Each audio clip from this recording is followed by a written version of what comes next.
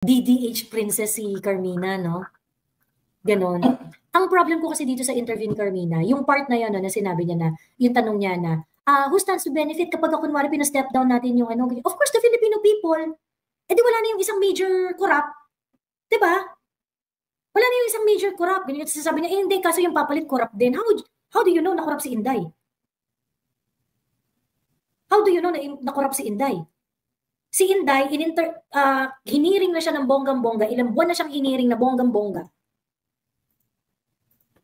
Sa House of Representatives, anong napatunayan niya? Wala kayong napatunayan. You know it's politically motivated because you know that, you cannot beat Inday in any given election. So, bakit kung kunwari si Bongbong Marcos, aalis siya, mag-step down siya, sinong papalit? Alam mo si Inday Sara ang papalit, dynasty rin yan, may issue rin yan, ganyan. Sige, sabihin na natin hindi si Inday ang papalit. Sino papalit? Si Soto? Dynasty rin yan? It's not gonna end. Kaya you have to follow the Constitution. A responsible journalist is going to put the law as the baseline of the conversation. Diba? Is going to put the Constitution, the law, as the baseline of the conversation. Okay, but Inday taking over, it's a constitutional guaranteed succession. Why are you questioning the Constitution, Carmina? Ngayon, kung hindi si Inday Sara ang papalit, dahil sinasabi mo, part siya ng dynasty, o sinusunod na papalit, si Tito Soto? Pag hindi si Tito Soto, si House Speaker, si D, edi mas malaking dynasty yun. Boba. Diyos ko po naman to si Carmina, pinagpuputa mo kami.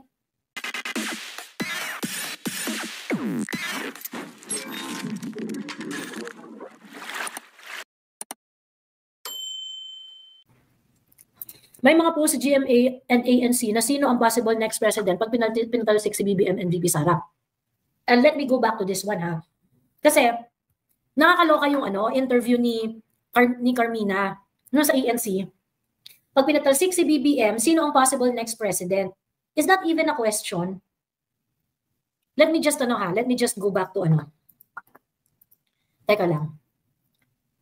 We need to talk about this Kasi tingnan mo yung tingnan mo yung diskarte nitong mga ulupong na to. Today, welcome to the program. Hi, Carmina. Good afternoon, and good afternoon to all your viewers. Thank you for inviting me. All right. The president is on his third interview ni Carmina sa ang pangalan nito. Interview ni Carmina kay Attorney Vic. Okay? Ay.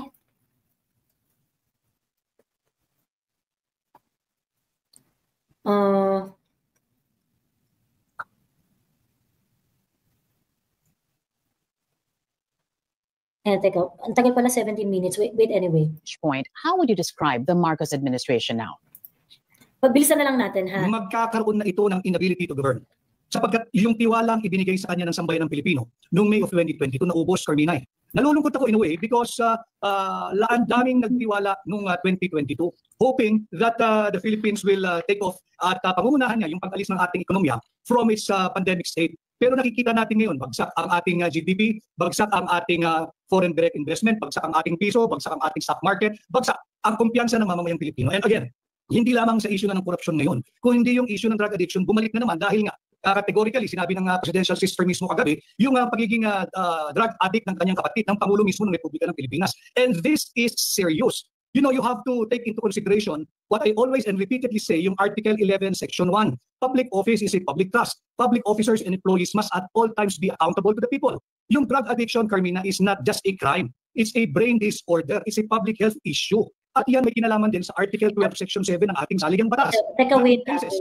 Of serious illness of the president, the public must be notified as to his state of health. Here's the thing, though. As I said a while ago, Attorney Rodriguez, you helped. You were also responsible in putting this president to power. Didn't you see any of these allegations of the president's sister way before it was divulged by Senator Amy Marcos? I've said this many times, Carmina, and I will say this again in your program. I am no virgin when it comes to talks of his being a drug addict or drug dependent or drug user. Pero wala akong nakitang personal ng kami magkasama. Hindi ko talaga nakita And surprisingly, he was able to produce a negative drug test result specifically for cocaine use. And that was sometime in 2021. Pero hindi nga matapos-tapos ang isyong ito, tinuldukan pa o exclamation point pa kahapon ng kanyang kapatid. So, ang kinakailangan gawin talaga ay sumailalim sa open, fair, transparent, and credible hair follicle drug test. We're going to be talking to the press secretary in a moment after I talk to you to get his reaction to that. But let's move on with this interview. I was able to see one of your live streams, Attorney Rodriguez, and you said, and this is not verbatim, wherein you said, kung nakinig lang sana, kahit 50% noon, nung mga nanggagaling po sa inyo, hindi sana ganito yung sitwasyon. Again, not verbatim, but would you confirm that you said that? Yes, yes. Okay. Ano yung sinasabi nyo dati? Kung sana nakinig lang ang Pangulo. Go ahead. It's also, by the way, it's also in my book. So consistently, ang sinasabi ko, nagkaigit kami that we will pursue good governance. At ang aming tatalakayin sa 6 na taon ay kung paano mapabuti ang buhay ng mga mamamayang Pilipino. At nagsimula nga iyan nung marami nang nagmamadali na mapunta sa mga posisyon na alam ko naman ay hindi nais maglingkod. Gusto lang gumawa ng pera, gusto lang mangurakot, gusto lang, alam mo yun, magsamantala ng kanilang closeness to the President or someone who is close to the President na nag-refer sa kanila. Kung yun pa lang ay naging consistent siya at talagang inuna niya yung paglilingkod sa ating bansa, hindi niya aabutin ang ganitong kalaking krisis. Let's talk about the recent resignations. The resignation of DBM Secretary Nina Pangandaman. Did it come too little too late for you? Yes. Well, how so? Why? 100 days mahigit na natin pinag-uusapan itong isyong ito. Matagal lang kinakaladkad ang pangalan ni DBM Secretary at yung kanyang paano nabuo yung sweetheart deal at 2.85 billion between sa DBM at yung USEC ng Department of Education na hanggang ngayon ay hindi mapatawag-tawag ng Blue Ribbon. At apparently, just before we go on live, I think, ay nagsumiti na rin ng kanyang resignation, yung USEC ng DepEd na si Try Pulaiban. Ano ito? Bakit nung nagkakaipitan na resignation and then what? Aalis din sila sa bansa, katulad ng ginawa ni Secretary Manny Bunoan, kagaya ng ginawa ni Saldico? Yan yung mga dapat nung una pa lamang ay ipinatawag na nila kung gusto nilang maging credible kung ano man ang gagawin nilang investigation. As I have said many times, sa lahat ng gagawin, lalo pat ganito kaselan, perception is everything. If people perceive you to be protecting yung mga kampon mo, then the whole process tainted na. Yan ang nangyayari ngayon. Let's go back to when it all began. We know that the former DBM Secretary was one of the OGs in this cabinet, was appointed by the President. You were still there at that time. Who was responsible in pushing that the former... Sa bahay ni BBM yan eh. At yan nga daw ang magiging DBM. Currently, marunong daw sa proseso ng gobyerno, marunong secretary to the President. Ilang naman ang papel ng executive. As you were forming the cabinet of the President whom you helped win in the 2022 elections, kung bakit siya?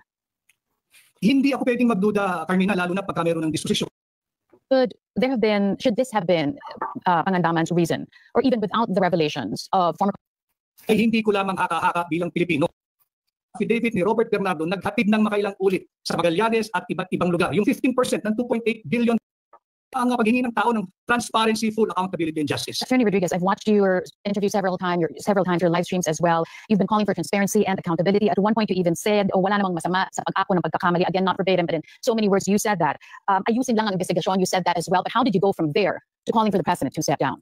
Ang linaw-linaw na eh. Ayaw ayusin yung investigation, pinagtatakpan yung mga aliado, every time na lalabas, sasalita, ang laging sasabihin lang, destabilizer o kaya hinuyog-yug ang gobyerno. Again, corruption is destabilization. But that's where it gets tricky, Attorney Rodriguez, because who stands to benefit from your call for the President to step down? The Filipino people, Carmina, para matuldukan na itong korupsyon nito. How can the Filipino people stand to benefit if the Vice President takes the presidency by virtue of the President stepping down, when you're just going to put in place another dynasty whose history is also peppered with allegations of corruption, instability and behavior, even murder, the deaths of countless deaths of your countrymen, Attorney Rodriguez, not to mention the damage to freedom of expression, which you, oddly enough, claim to protect as well. Go ahead. Are you saying? Nakakaloka, no? Kasi parang, who stands to benefit? Ganyan-ganyan, parang,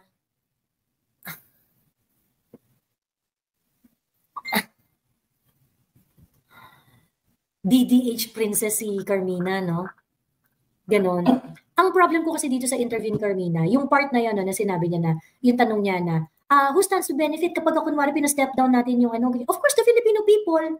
Eh di wala na yung isang major corrupt. Diba? Wala na yung isang major corrupt. Ganyan sasabi niya, hindi, kaso yung papalit corrupt din. How do you know na corrupt si Inday?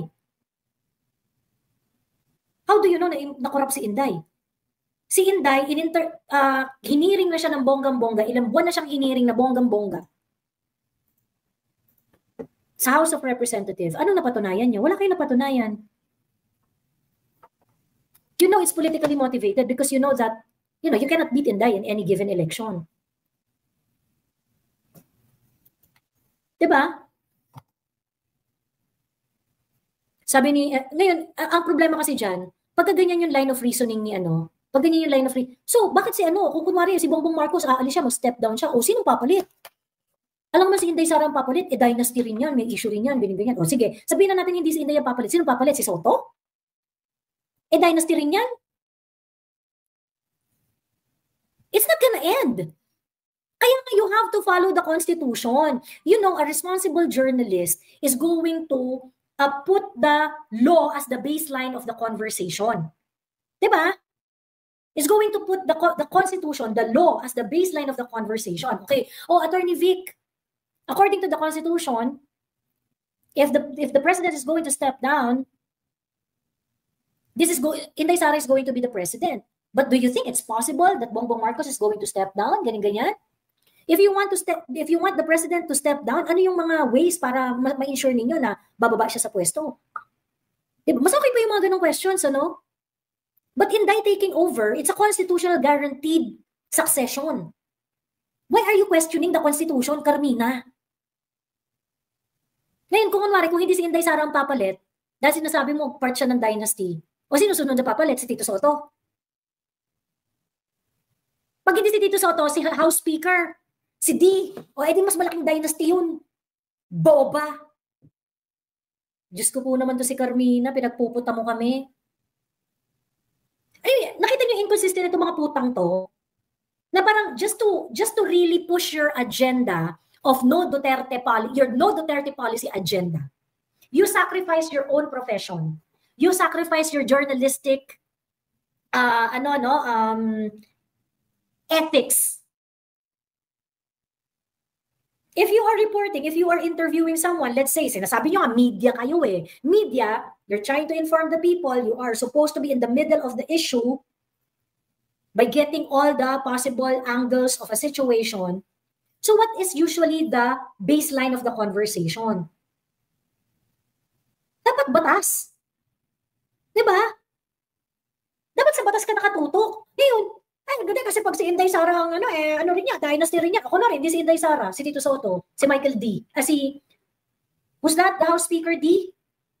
Mga ano rin yun yung line of succession eh. Diba? Ngayon, kung ganyan ang reason mo, dapat sinama mo sa conversation si Tito Soto. Sinama mo rin sa conversation yung House Speaker. Kung ayaw mo ng dynasty, diba? Dapat minention mo sila, pero hindi mo sila minention. Hanggang kay Inday Sara ka lang. Diba? Nakita niyo kung gaano kayo kakupal. Nakita niyo kung gaano kayo kakupal. Kung gaano kasama ang mga ugali ninyo at kung gaano kabantot ang logic ninyo. Diba? Sabi ni Emperor Marcos, impeach Sara, impeach BBM. So if you impeach both, Soto is basically is going to be the president. So, Emperor Marcos, si Soto ba? Bet na bet mong maging presidente? Diba? So, ibig sabihin, Emperor, ano ba? Meron na ba kayong agreement kay Tito Soto? Impeach Sara, impeach BBM. So, Soto is your preferred leader?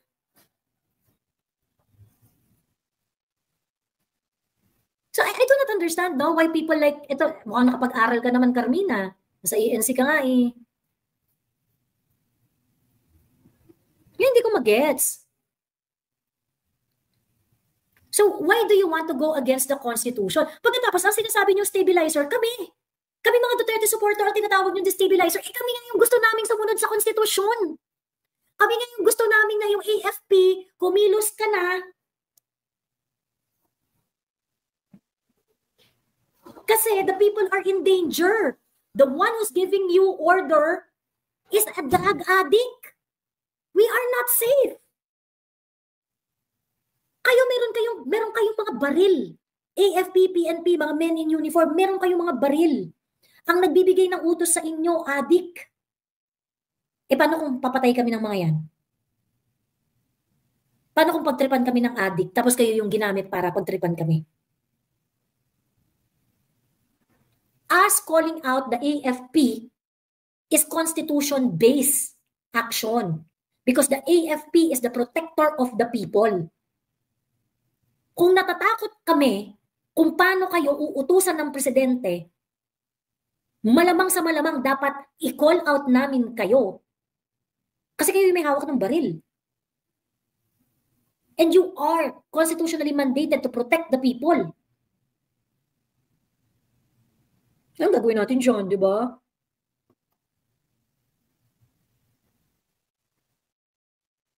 Sabi ni Nes Avela, kung si Lenny ang VP ngayon, papayag pa din ang DDS na maging presidente siya pag bumaba si BBM kasi yun na nasa batas at para mapalitan na ang administrasyon, pero nagkataon na si Sara, so dapat irespeto nila yun. Correct! And this is something that they cannot accept. Kung si Kiko Pangilinan ang vice president, wala kayong magagawa. Si Kiko Pangilinan ang vice president, you have to follow the law. But we are going to watch Kiko Pangilinan. Diba? Babantayan ka namin ng bonggang-bongga. Pag mag-fuck up ka, palayasin ka din namin. Diba? Resisting is constitutional, it is democracy. Tanga, resisting the constitution is basically disrespecting our system. That's destabilization. Emperor Marcos, naku, napakatatangan nyo talaga. Ang pinipigilan ninyo yung constitutional application ng succession. At ang tinatabla nyo dyan ay constitution mismo. Yan ang malinaw na destabilization. Hindi yan part ng demokrasya mo, tanga. Hindi part ng demokrasya mo ang pag-resist sa konstitusyon, Emperor Marcos. Huwag kang tanga. Okay? Resisting is constitutional democracy. Ang nire-resist nyo nga, constitutional provision, bobo. Hirap nyo kausap. Diyos ko.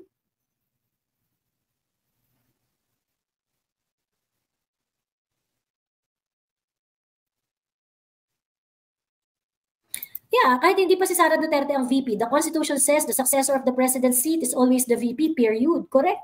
Ngayon, ang hindi ko maintindihan, bakit kayo, ang dami-dami yung games, ang dami-dami yung mga pinaplano, Revco, ganyan, diba? I-assassinate si Inday, i-position si Gibo, magkaroon ng caretaker, magkaroon ng snap election, ba't ang dami-dami yung pinaplano? Ang Constitution sabi, the Vice President is, anyway, the Vice President is available, so the Vice President can succeed. Diba? Kung succeed na yung Vice President, ba't ayaw nyo? Ba't ayaw nyo i-apply ang constitutional provision? Kasi nga, kupal kayo. Kasi nga, bend the law kayo. Diba? Mga violators kayo ng Constitution. Ayun. That's the long and short of it. Ayan. Yung bago silang narrative, funded daw yung INC rally, binaligtad dahil daw organized. O Bob, talaga namang organize ang INC kasi may tent daw at catering, sabi ng isang taga-AFP. Kasi pumipera sila. At pinagandaan nila yan. At it is not as if first time mag-rally ng INC. Bakit nung nag-rally yung INC noong January 13, hindi nyo naman sinabi yan? Ayun, sabi ni Strictly Under Duress, DDS matic citing to sedition. Pero pag DDH, practicing lang ng free speech. Correct. Pero yung pinapangampanya nila is to defy the constitutional succession. They want to defy the constitutional succession just because they do not want Inday Sara to succeed BBM.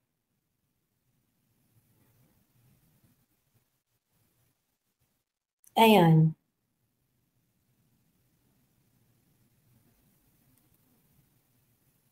Teka lang, habulin ko lang yung mga comments nyo, ha? Okay. Anyway, so I think okay na tayo dyan sa part na yan. Okay na tayo dyan sa part na yan ng kwentuhan. Another thing that I wanted to talk about is this. Actually, diniscuss ko to sa live ni Alvin kanina. Diniscuss ko sa live ni Alvin kaninang umaga sa TikTok niya.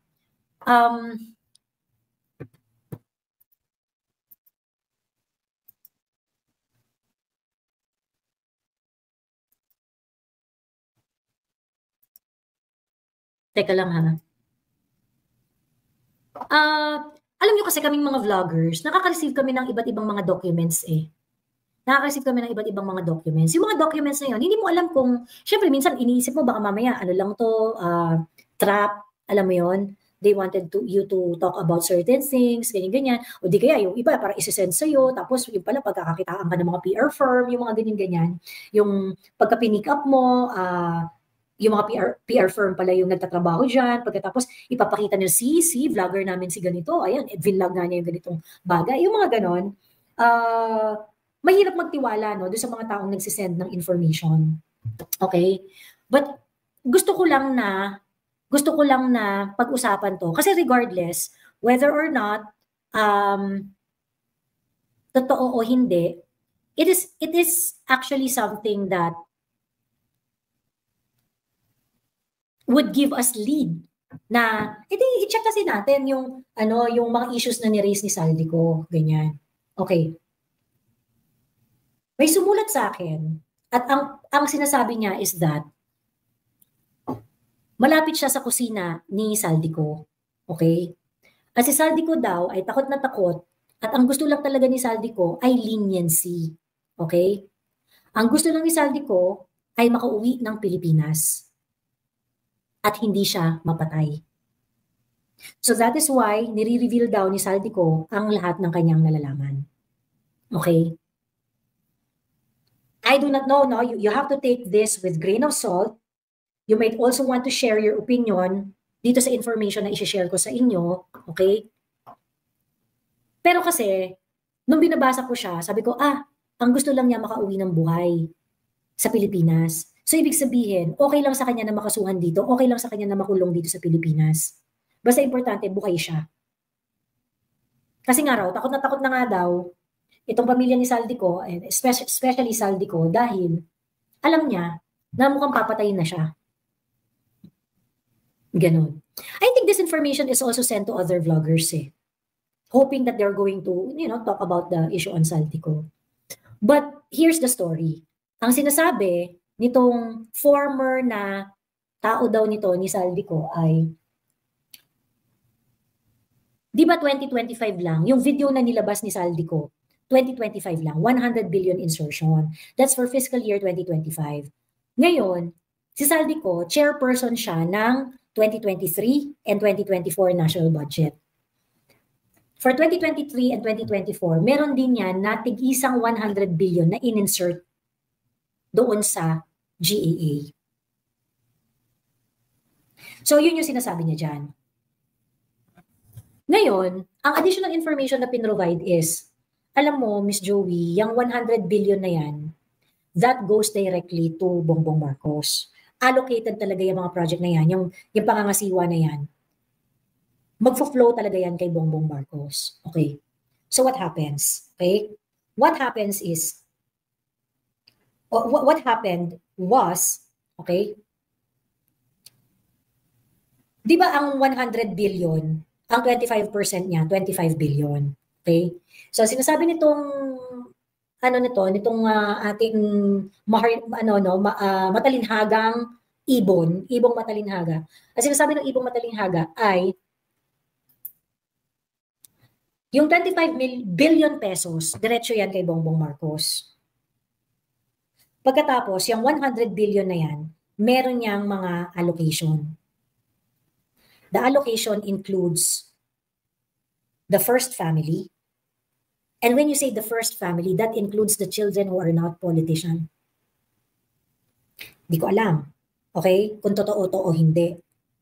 Pero doon sa listahan na pinresent sa akin, nakalagay doon na si Vinny ay tumatanggap din. Again, it's up for verification. Okay? It is up for verification. Pero dito, kung makikita mo yung listahan nila, nakalagay doon, may allocation si Vinny, sa BICAM, merong naipasok na 1 billion 170 million para sa kanya. Worth of projects na allocated sa kanya. Sorry. 1 billion in 2023, in 2024, 1 billion 170 million pesos. So ang total daw is 2 billion 170 pesos. Guys, hindi naman politiko si Bini, hindi naman public official to. Ganyan.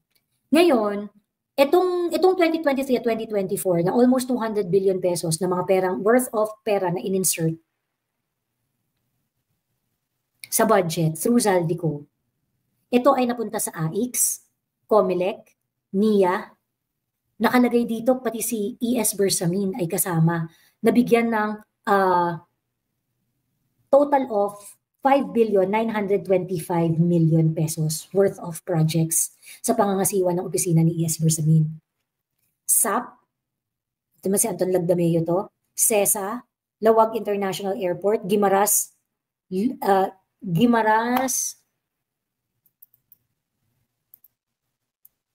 Iloilo Bridge, DA, Prioritization Project ni PBBM, Hospital Legacy, Landmaster, BCDA, DOTR, DICT, Cultural Center of the Philippines, Alfard Northern Alliance, Grace Chan, Jomar Canlas, binabasa ko lang ha, yung mga nandito ha, Abalos ng Mandaluyong, Adrian Bersamin, TICAS, DND, DOJ Rimulya, PIA, NICA, COA, Care of Liel, NPDEA Academy. Again, hindi ko alam if this is true or not. Okay? But what we can do right now is to verify yung shinare na 100 billion projects for 2025 ni Saldico. Iyon, pinakita niya na yun. Meron ng listahan yun. Ang nakakapagtaka ay bakit sinasabi ni Shelo Magno na dapat si Saldico i-reveal din daw niya ang mga congressman at senador na nag-sponsor ng mga insertion. Okay? Sabi ko, okay din yun. Maganda rin yun. Maganda. Wala namang problema dyan. Okay? Pero nakakapagtaka, bakit si Saldico ang magsasabi? Ang sinasabi nga ni Saldico, si BBM yung nagpa-insert. Diba? Hindi ba dapat, kung ikaw si BBM, para i-refute mo yung sinasabi ni Saldico, ikaw ang magpapangalan na, uy, hindi ako nag-insert niyan. Ang nag-insert niyan si congressman ganito. Ang nag-insert niyan si senador ganito. Ganyan-ganyan. Ang tanong, bakit walang umaakong senador doon sa mga insertion na tinutukoy, senador or walang umaamin na senador or congressman doon sa mga insertion na tinutukoy ni Saldico? I am pertaining to this. Okay? I am pertaining to this.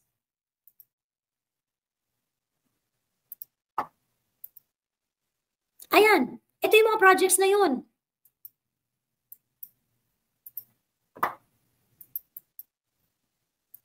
Kinumpirma ni Ping Lacson that indeed meron ng 100 billion worth of insertion. So ngayon ang tanong, kung ako si Bongbong Marcos, hindi ba dapat itong mga projects na to, ayan. Itong mga projects na to, hindi ba dapat merong aako na congressman? Hindi ba dapat may aako na senador? O ba't walang umaako?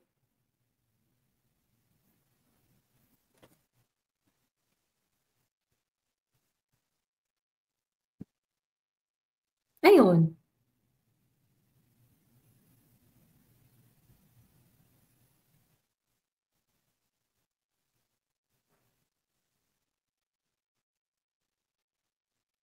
Malamang konti lang rally kasi ang iba, ayan. Teka.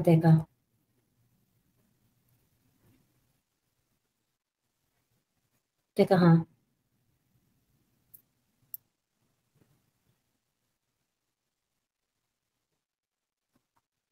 Hindi ko mahabol yung comment nyo. Ayan. Sabi ni Maharly Moss, natanggal si dating Secretary J. Ruiz ng Presidential Communications Office dahil nawala ang 50 million sa kanyang vault. Ang nagsabi sa akin ay isang Tweety Bird sa loob ng PCO. Mon Tulfo. Chismis ni Mon Tulfo yan. Okay. Ayan. Sabi ni Ping, totoo ang 100 billion insertion. Correct. So ngayon nagtataka ako, bakit ngayon, itong 100 billion insertion na to, which is identified sa GAA.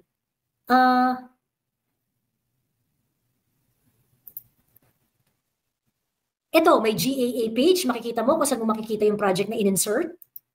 Ayan o. Ngayon, ang tanong dito, Bongbong Marcos, kung hindi mo insertion to, sinong congressman or senador ang nag-sponsor ng insertion na yan? Diba? Ba't di niyo masabi? Ba't hindi niyo masabi? So, dun pa lang, makikita mo talaga na meron talagang mga kagaguhan na ginagawa dito. Hindi nila mapaliwanag eh. Nagkakanda na sila and the only thing that they can do is really guluhin yung issue. Kaya nila magpaliwanag. Kay Bersamin naka-blame as per Ping Lacson eto nga ang nakakaloka. Kasi nga, itong Ibong Matalinhaga na kumontak sa akin, nakalagay talaga doon sa kanyang sa kanyang table, okay? Nakalagay nga doon sa kanyang table na may allocation si Bersamin doon sa 100 billion insertions.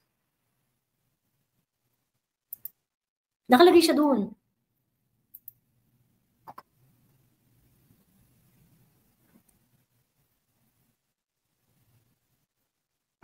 Nakalagay sa 100 billion insertion si E.S. Bersamin, na kung saan ang total na allocation niya for 2023 and 2024 is 5 billion 925 million. Top 1, 2, 3, 4, 5. Top 5 siya. Ayun.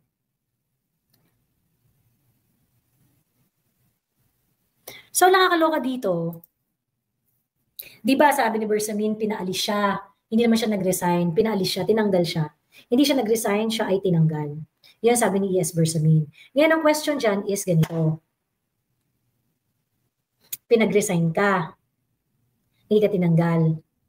It is either pinoprotektahan ka nila, diba? It is either pinoprotektahan ka nila na hindi ka madamay or whatsoever, ganyan-ganyan.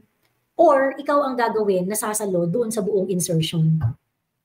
Eh doon sa listahan, meron si E.S. Bersamin, meron din si Adrian Bersamin.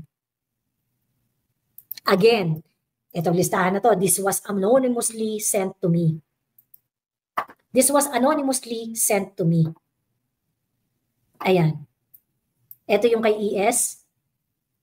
At si E.S. Bersamin daw yan. At ito si Adrian Bersamin.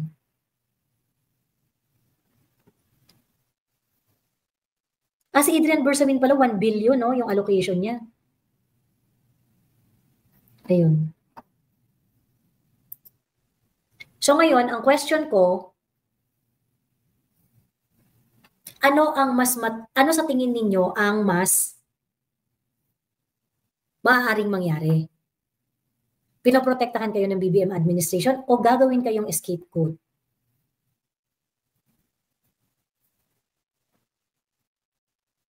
Diba?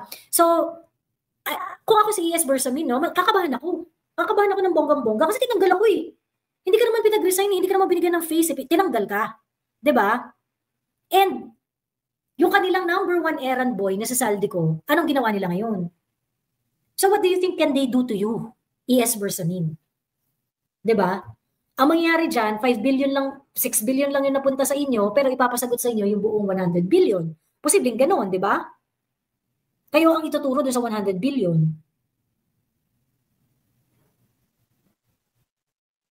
Ayan. Sa tingin mo, Miss Joy, maraming kakanta sa mga susunod na araw. Sana, ang wish ko, oo. Time will tell, sabi ni Lars de la Cruz. Yes, agree. Time will tell. Kaya naman pala kumakalat ang chismis na nagkakainan ang mga factions nila. Bersamin at Remulla sa loob ng palasyo. Nakakalula ang perang naka-indicate dyan. Sa DOJ Remulla, nakalagay DOJ Remulla ha, ang DOJ Remulla meron lang total na 150 million. Oh, boying 150 million lang allocation sa'yo. Yung binibigyan ng pera, ayan. So yun.